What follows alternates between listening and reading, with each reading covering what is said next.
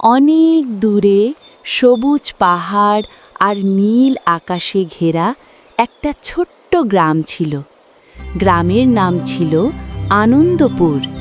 এই গ্রামে সবাই সুখে এবং হাসি খুশি থাকত, কারণ গ্রামের পাশে ছিল এক জাদুর বন। সেই বনে থাকত এক সোনালি পাখি।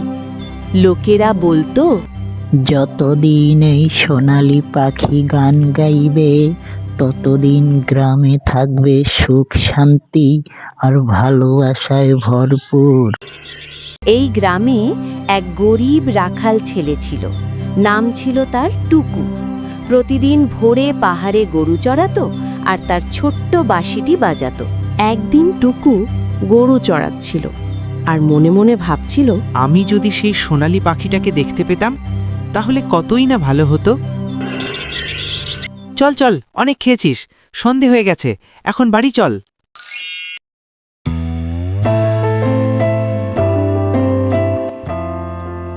এই বলে টুকু তার গরুকে নিয়ে বাড়ি চলে আসে আর রাতে বিছানায় শুয়ে শুয়ে ভাবতে থাকে সেই সোনালী পাখির কথা। পরদিন সকালে টুকু প্রতিদিনের মতোই তার গরুকে নিয়ে পাহাড়ি ঘাস খাওয়াতে যায়। হঠাৎ তার কানে ভেসে আসে অনেক মিষ্টি সুরের একটি গান। তারপর টুকু কোথা থেকে সেই গান ভেসে আসছে সেটা দেখার জন্য গানের সুর অবলম্বন করে সেদিকে এগোতে থাকে। সেখানে যেয়ে দেখে সেই সোনালী পাখিটা গান করছে। তুমি কি সেই সোনালী পাখি? তুমি কি গান করে আমাদের গ্রামে হাসি খুশি রাখো? হ্যাঁ, আমি সেই সোনালী পাখি।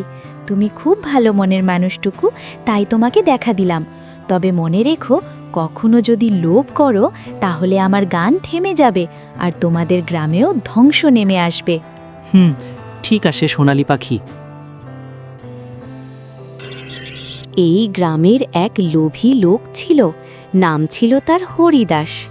এ ঝোপের আড়ালে লুকিয়ে লুকিয়ে সোনালী পাখি আর টুকুর সব কথা শুনে নেয়। তারপরে সে ভাবতে থাকে, সে যদি এই পাখিটাকে ধরে খাঁচায় পারে বন্ধ করতে পারে তাহলে সে বড়লোক হয়ে যাবে। তারপরে একদিন হরিদাস সেখানে ফাঁদ পাতে। সোনালী পাখিটি সে ফাঁদে ধরা পড়ে যায়। হঠাৎ করে গ্রামের সকল ফসলের মাঠ শুকিয়ে যায়। গ্রামের গাছগোছালিও শুকিয়ে যায়। গ্রামের মানুষ অনেক আতঙ্কিত ও ভয় পেয়ে যায়। তখনই টুকুর মনে পড়ে যায় সেই সোনালী পাখির কথা। সঙ্গে সঙ্গে সে সেখান থেকে দৌড়ে চলে যায় জাদুর বনের কাছে। সেখানে যেয়ে দেখে সোনালী পাখিকে খাঁচায় আটকে রেখেছে লোভী হরিদাস।